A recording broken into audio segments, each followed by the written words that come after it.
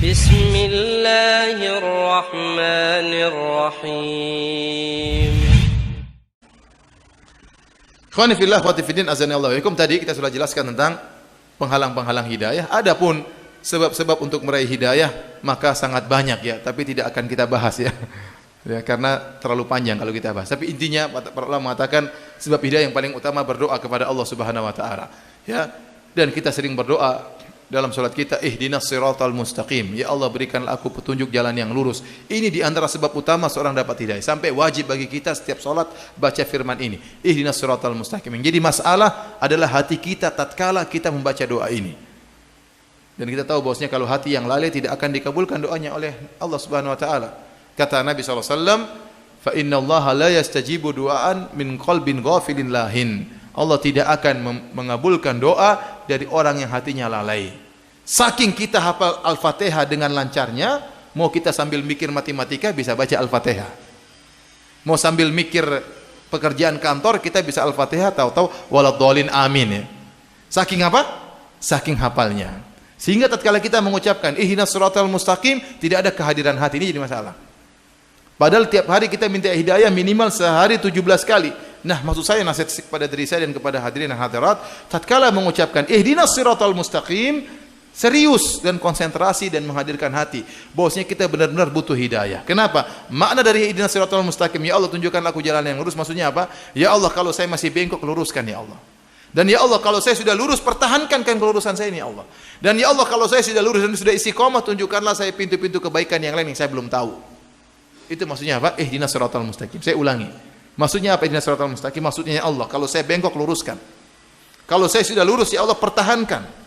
Kalau saya sudah lurus dan sudah saya pertahankan, ya Allah, bukakan lagi pintu-pintu kebaikan yang lain yang saya belum tahu. Masih banyak perkara baik-baik yang belum saya tahu dan belum saya kerjakan. Itu maksudnya ihdinas siratal mustaqim. Jadi doa yang paling penting agar mendapatkan apa?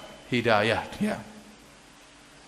Kemudian yang perkara kedua yang sangat penting adalah baca Al-Quran. Baca Al-Quran dengan berusaha memahami maknanya. Karena Al-Quran itu diturunkan untuk kita pahami maknanya, bukan hanya sekedar ditilawah, dibaca-baca. Membaca Al-Quran dapat pahala, tapi itu hanyalah sarana. Makanya Hasan Al-Basri mengatakan, innama unzilal Qur'anu liyu'mala bih, fattakhadhan nasu qira'atahu amala.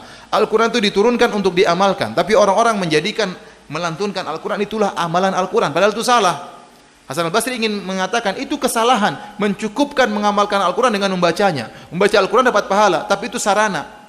Membaca dengan tajwid sarana untuk bisa mempelajari tafsirnya. Mempelajari tafsirnya adalah sarana untuk mengamalkannya. Maka seorang jangan berhenti hanya pada membacanya, tapi berusaha untuk memahami terjemahannya. Ya akhi, ini firman Allah. Allah berusaha menyampaikan kebaikan kepada Anda dengan firman-firmannya. Nah, kenapa Anda tidak ingin tahu maksudnya Allah ini apa sih? Anda sedang berusaha ingin tahu apa maksud Tuhan saya menyampaikan ini. Ini pintu hidayah yang sangat besar. Inna hadzal Qur'ana yahdi lillati hiya aqwam. Sungguhnya Al-Qur'an ini menunjukkan kepada, memberi hidayah kepada yang terbaik. Alif lam mim dzalikal kitabu la raiba fihi hudal lil muttaqin. Sungguhnya ini Al-Qur'an, tidak ada keraguan dalamnya, petunjuk bagi orang-orang yang apa? Yang beriman. Maka kita berusaha, ada sisihkan waktu berusaha belajar tafsir. Oh, maksudnya ayat ini begini. Maksudnya meskipun satu hari satu ayat enggak apa-apa.